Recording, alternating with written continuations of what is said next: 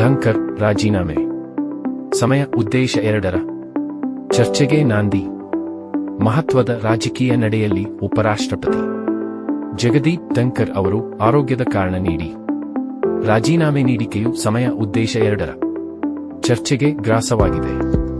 ದೆಹಲಿ ಹೈಕೋರ್ಟ್ನ ಮಾಜಿ ನ್ಯಾಯಾಧೀಶರ ವಿರುದ್ಧ ದೋಷಾರೋಪಣೆ ನಿರ್ಣಯವನ್ನು ಆರಂಭಿಸಲು ವಿರೋಧ ಪಕ್ಷದ ನಾಯಕರನ್ನು ಪ್ರೋತ್ಸಾಹಿಸಿದ್ದಾರೆ ಎಂಬ ವರದಿಗಳ ಮಧ್ಯೆ ಅವರ ಹಠಾತ್ ನಿರ್ಗಮನ ಬಂದಿದೆ. ಸರ್ಕಾರವು ಲೋಕಸಭೆಯಲ್ಲಿ ಇದನ್ನು ನಿರ್ವಹಿಸಲು ಆದ್ಯತೆ ನೀಡಿತು ಎಂದು ವರದಿಯಾಗಿದೆ.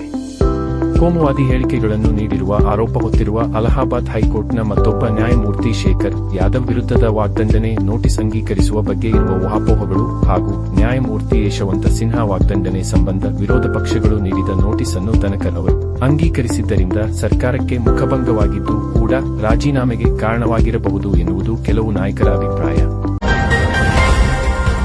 ರಾಷ್ಟ್ರಪತಿ ಸ್ಪಷ್ಟನೆ ಕುರಿತು ಕೇಂದ್ರ ಹಾಗೂ ರಾಜ್ಯ ಸರ್ಕಾರಗಳಿಗೆ ಸುಪ್ರೀಂ ಸೂಚನೆ. ರಾಜ್ಯ ವಿಧಾನಸಭೆಗಳಲ್ಲಿ ಅಂಗೀಕಾರಗೊಂಡ ಮಸೂದೆಗಳಿಗೆ ಅಂಕಿತ ಹಾಕುವುದಕ್ಕೆ ಕಾಲಮಿತಿ ವಿಧಿಸುವುದಕ್ಕೆ ಸಂಬಂಧಿಸಿದಂತೆ 14 ಅಂಶಗಳ ಬಗ್ಗೆ ರಾಷ್ಟ್ರಪತಿ ದ್ರೌಪದಿ ಮುರ್ಮು ಅವರು ಕೋರಿರುವ ಸ್ಪಷ್ಟನೆ ಕುರಿತು ಅಭಿಪ್ರಾಯ ತಿಳಿಸುವಂತೆ ಕೇಂದ್ರ ಹಾಗೂ ರಾಜ್ಯ ಸರ್ಕಾರಗಳಿಗೆ ಸುಪ್ರೀಂಕೋರ್ಟ್ ಸೂಚಿಸಿದೆ. ರಾಷ್ಟ್ರಪತಿಗಳು ಉಲ್ಲೇಖಿಸಿರುವ ವಿಚಾರಗಳು ಇಡೀ ದೇಶಕ್ಕೆ ಸಂಬಂಧಿಸಿದ್ದಾಗಿವೆ ಎಂದು ಮುಖ್ಯ ನ್ಯಾಯಮೂರ್ತಿ ಬಿ.ಆರ್. ಗವಾಯ್ ಅವರನ್ನು ಒಳಗೊಂಡ 5 ನ್ಯಾಯಮೂರ್ತಿಗಳನ್ನು ಒಳಗೊಂಡ ಸಾಂವಿಧಾನಿಕ ನ್ಯಾಯಪೀಠವು ತಿಳಿಸಿದೆ. ಈ ಕುರಿತ ಉತ್ತರವನ್ನು ವಾರದ ಒಳಗಾಗಿ ಸಲ್ಲಿಸುವಂತೆ ತಿಳಿಸಿದ್ದು, ಜುಲೈ 29ರ ಒಳಗಾಗಿ ಕಾಲಾನುಕ್ರಮಣಿಕೆ ಹಾಗೂ ಕಾರ್ಯವಿಧಾನದ ವಿವರಗಳನ್ನು ಸಲ್ಲಿಸುವಂತೆಯೂ ನಿರ್ದೇಶನ ನೀಡಿದೆ.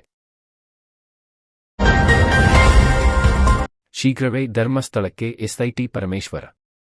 ದಕ್ಷಿಣ ಕನ್ನಡ ಜಿಲ್ಲೆಯ ಧರ್ಮಸ್ಥಳ ಪೊಲೀಸ್ ಠಾಣಾ ವ್ಯಾಪ್ತಿಯಲ್ಲಿ ನಡೆದಿದೆ ಎನ್ನಲಾದ ಅಪರಾಧ ಕೃತ್ಯಗಳಿಗೆ ಸಂಬಂಧಿಸಿದ ಪ್ರಕರಣಗಳ ತನಿಖೆಗೆ ರಚಿಸಿರುವ ವಿಶೇಷ ತನಿಖಾ ತಂಡವು ಎಸ್ಐಟಿ ಸದ್ಯದಲ್ಲೇ ಧರ್ಮಸ್ಥಳಕ್ಕೆ ತೆರಳಿ ತನಿಖೆ ಆರಂಭಿಸಲಿದೆ ಎಂದು ಗೃಹ ಸಚಿವ ಜಿ.